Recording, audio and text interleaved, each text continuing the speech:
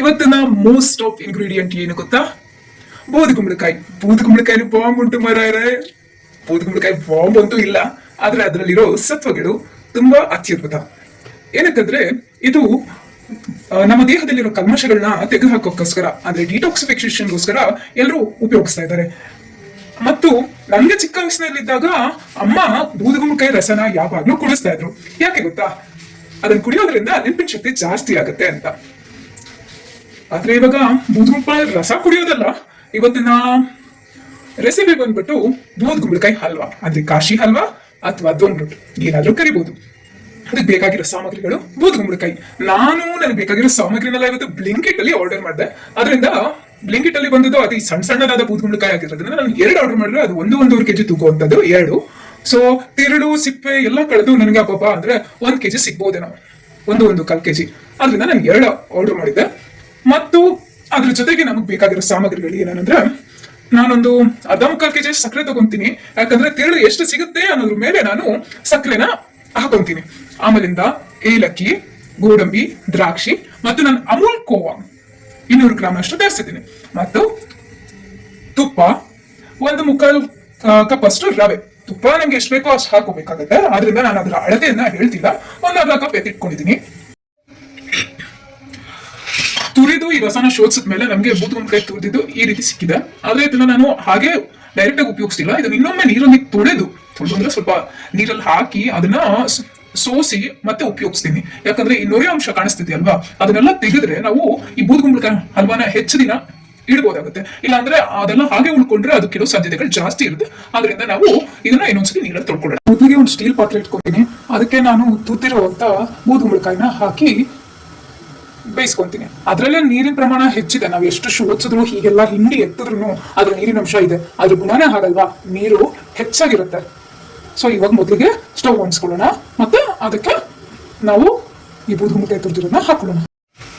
ಇದ್ರ ಪ್ರಮಾಣ ಇವಾಗ ಹೇಗೆ ಕಾಣಿಸ್ಬೋದು, ಬೇಯ್ತಾ ಬೇಯ್ತಾ ಅದು ಅದರಲ್ಲಿರೋ ನೀರಿನ ಅಂಶ ಎಲ್ಲ ಕಳ್ಕೊಂಡು ಇದರಲ್ಲಿ 3/4 ಅರ್ಧದಷ್ಟಾಗತ್ತೆ ಅಷ್ಟೇ. ನಾನು ಇದರ ಹಸಿ ವಾಸನೆ ಒಂಚೂರು ಹೋಗ್ತಾ ಇದೆ ಅಂದಾಗ ಸಕ್ಕರೆ ಹಾಕೊಂತೀನಿ. ನೋಡಿ ಹೇಗೆ ಕ್ವಾಂಟಿಟಿ ರಿಡ್ಯೂಸ್ ಆಗ್ತಾ ಇದೆ. ಇವಾಗ ನಾನು ಸಕ್ಕರೆ ಹಾಕೊಂತೀನಿ. ನಿಮ್ಗೆ ಸಕ್ಕರೆ ರುಚಿಗೆ ತಕ್ಕಷ್ಟು ಹಾಕೋಬಹುದು. ಈ ಕ್ವಾಂಟಿಟಿಗೆ ನಿಮ್ಗೆ ಅಟ್ಲೀಸ್ಟ್ 1/2 kg ಆದ್ರೂ ಬೇಕಾಗುತ್ತೆ.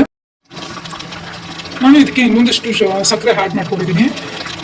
ನಾನು 5ರಿಂದ 10 ನಿಮಿಷ ಅಂದ ತಕ್ಷಣ 5ರಿಂದ 10 ನಿಮಿಷನೇ ಇಟ್ಕೋಬೇಕು ಅಂತಿಲ್ಲ. ಯಾಕಂದ್ರೆ ನಾವು ನೀರನ್ನ ಸರಿಯಾಗಿ ಸೋಸಿಲ್ಲ ಅಂದ್ರೆ ಅದು ಸ್ವಲ್ಪ ಸಮಯ ತಗೊಳುತ್ತೆ. ಈಗ ಸಕ್ಕರೆ ಮತ್ತು ಇದು ಅದಕ್ಕೆ ಬಂದು ಸ್ವಲ್ಪ ಸ್ಟಿಕಿ ಆಗೋಕೆ ಶುರುವಾಗಿದೆ. ಈಗ ನಾನು ಇದನ್ನ ಆಫ್ ಮಾಡ್ತಾ ಇದ್ದೀನಿ. ನಾನು ಇನ್ನೊಂದು ಬಾಂಡ್ಲೆನ ಒಲೆ ಮೇಲೆ ಇಟ್ಕೊಂಡು ಅದಕ್ಕಾದ ನಂತರ ತುಪ್ಪ ಹಾಕ್ತೀನಿ.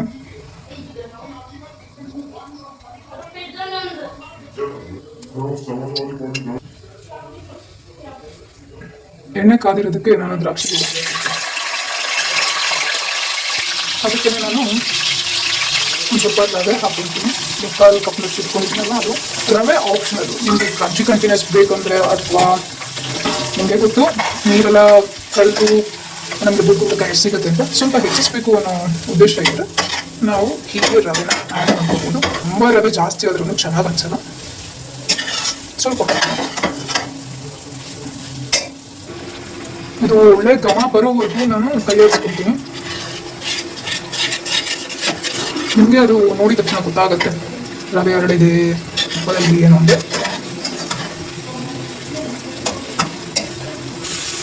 ಈಗ ರವೆ ಹಾಕಿದೆ, ಅದಕ್ಕೆ ನಾನು ಪುಡಿ ಮಾಡಿ ಇಟ್ಕೊಂಡಿರೋ ಏಲಕ್ಕಿ ಮತ್ತೆ ಕೋವಾನ ಹಾಕೊಳ್ತಾ ಇದ್ದೀನಿ. ಈಗ ಕೋವಾ, ಏಲಕ್ಕಿ, ರವೆ, ತುಪ್ಪ ಎಲ್ಲ ಹೊಂದ್ಕೊಂಡಿದೆ, ಹದಕೊಂಡಿದೆ, ಘಮ ಅಂತಿದೆ. ನಿಮ್ಗೇನಾದರೂ ಕಲರ್ ಬೇಕಿತ್ತು ಅಂದರೆ ಕೇಸರಿ ದಳಬಣ್ಣ ಅಥವಾ ಅರ್ಶನ ಹಾಕೋಬಹುದು. ನಾನು ಇದಕ್ಕೆ ಯಾವುದೇ ರೀತಿ ಕಲರ್ಸ್ನ ಹಾಕ್ತಾ ಇಲ್ಲ. ಬಣ್ಣಗಳು ಇತ್ತೀಚೆಗೆ ಎಲ್ಲ ಆರ್ಟಿಫಿಷಿಯಲ್ ಆಗಿ ಬರ್ತಿರೋದ್ರಿಂದ ನಾನು ಯಾವುದೇ ಬಣ್ಣನ ಉಪಯೋಗಿಸ್ತಾ ಇಲ್ಲ.